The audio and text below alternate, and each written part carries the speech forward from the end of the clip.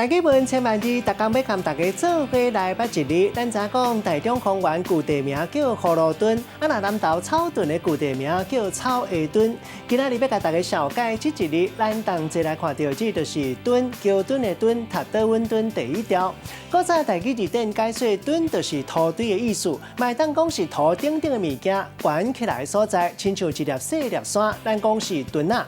若是讲甲瓜芒、瓜草顶顶的物件贴好悬，咱讲是墩草，嘛有人讲是草墩。另外墩卖当讲是算圆墩，或者是墩仔数量的单位，像讲一吨土。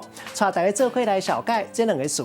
头一个就是桥墩，意思就是石桥的卡墩。咱现代混看来讲，卖当讲是桥下面圆条形的基础结构，有可能像阿门头或者是石头铁基仔做的。第二个词读做圆墩，会当讲是放烟火高台，像讲放烟火古早嘛有人讲是放烟墩，烟墩卖当讲是土顶顶的物件贴悬起来的所在。咱用一句话来举例，甲这两个词合做伙。譬如讲，风台过了后，有做大水的桥墩，拢爱特别检查过，确保安全。另外，山顶一寡圆墩嘛要注意，敢有土甘水，水量伤过悬，才会当避免有水崩山的危险。